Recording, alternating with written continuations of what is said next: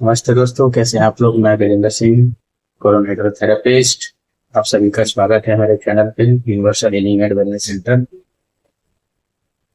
मैं आपसे कुछ साझा करना चाहता हूँ कि जो लोग वर्षों से कब्ज के लिए जो दवाइयाँ ले सेवन कर रहे हैं, जैसे काइमचुम, पेट सफा, रोज दफा, जैसे सभी दवाइयों का किसी प्रकार की कोई दवाई होता है, कोई भी दवाई मतलब नजीर कोई भी दवाई वर्षों से जो यूज कर रहे हैं, साल 2 साल 3 साल, एक चीज याद रखिए, जो आंतों की मूवमेंट प्राकृतिक होनी चाहिए और उसको आप दवाई के माध्यम से दे रहे हैं तो उसकी आदत हो जाएगी ना। फिर बिना दवाई के तो आप हो नहीं पाएंगे कभी फ्रेश।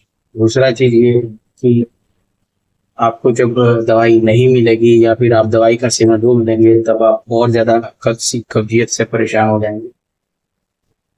तो समस्या ये नहीं है कि आपको कब्ज है, समस्या ये है कि कब्ज है क्यों, इस पे कोई बात ही नहीं करना चाहता। आपको कब्ज हुआ क्यों है, कब्ज होता कैसे है, कब्ज होता कहाँ कहाँ है, किन किन कारणों से कब्ज होता है, इन सभी चीजों पे कोई सवाल ही नहीं कर रहा और इन सभी के बारे में कोई जानना ही नहीं। कब्ज हो रहा है, दवाई खा, तो सिर्फ दवाई खा लेना ही सॉल्यूशन नहीं है। ठीक है, आप इस चीज को ध्यान से समझिए।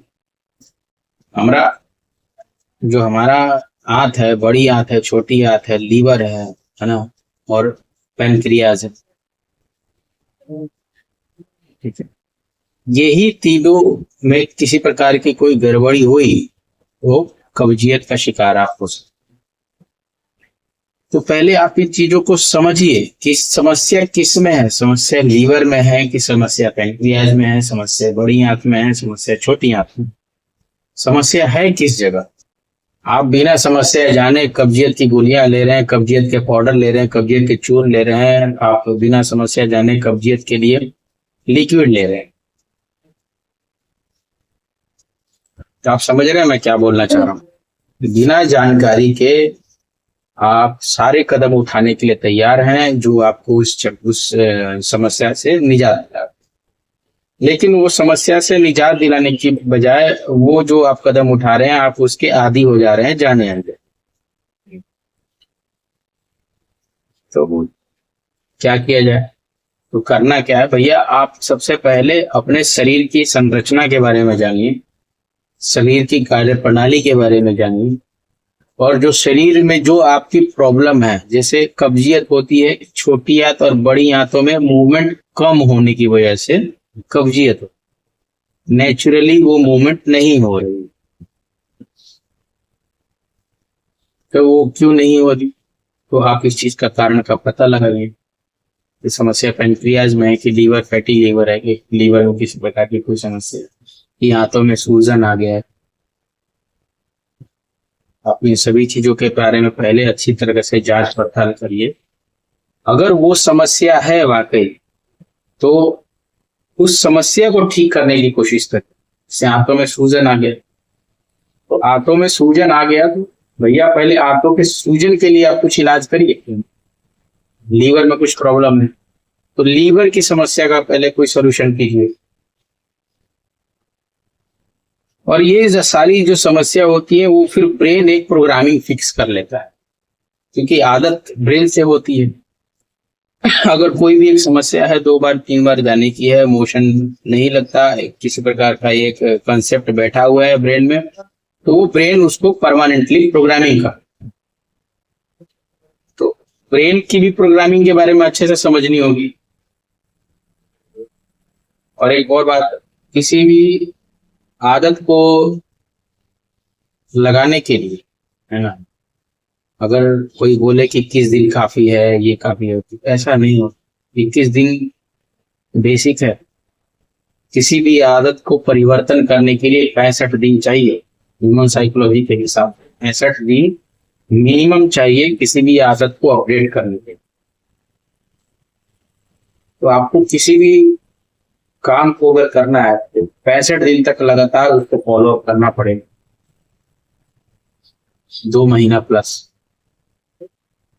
तो आपकी मेहनत सिर्फ 2 से ढाई महीने की है, उसके बाद वो मेहनत जो रंग लाएगी वो अनबिलीवेबल है।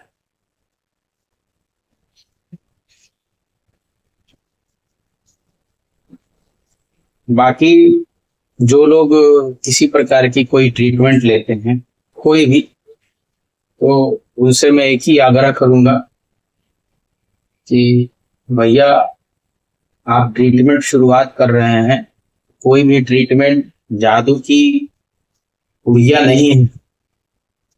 आपने जो चीज को खराब करने के लिए बरसों लगा दिया, सालों लगा दिया, आप उसको पल भर में ठीक करना चाहते हैं। ये कैसे पॉसिबल है? पॉसिबल ही नहीं है। तो किसी भी चीज के लिए आपको समय देना पड़ेगा। बिना समय कुछ नहीं होता।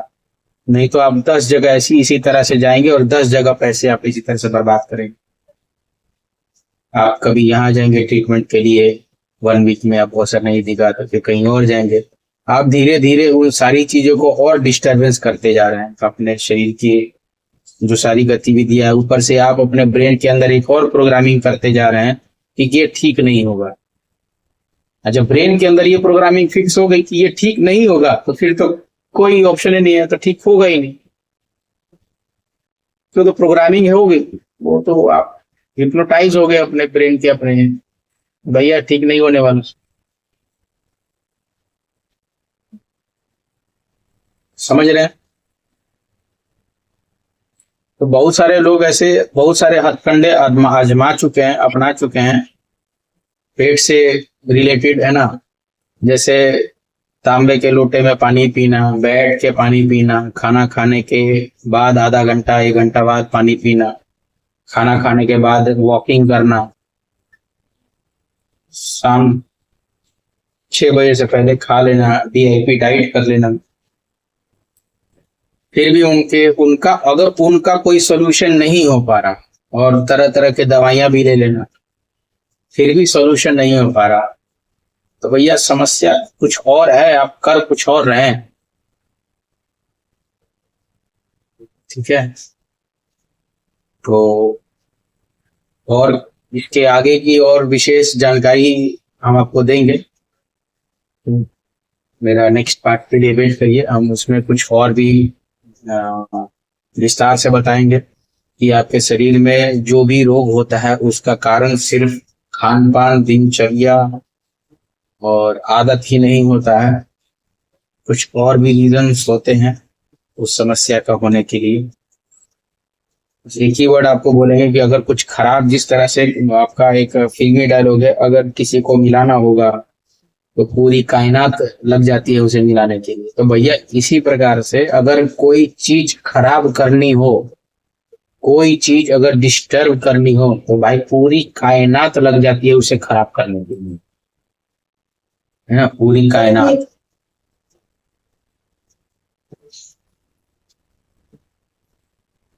बाकी अगर आपको मेरी कुछ बात समझ आई हो और अगर अगले वीडियो में आपको जानना है कि किस कारण से कौन कौन रोग होते हैं और क्या क्या कारण होता है रोग होने का, शारीरिक कष्ट होने का, लाइफ में प्रॉब्लम होने का, तो मेरा नेक्स्ट पार्ट का वेट करिए और वो आता है जल्दी, उसको देखिए। उससे पहले मेरे चैनल को सब्सक्राइब कर लीजिए ताकि आपको नोटिफिकेशन मिले मेरे अगले पार्ट का और आप अपडेट हो सके। अभी के लिए इतना ही। नमस्ते, हैप्पी रहिए, स्वस्थ रहिए, खुश रहिए।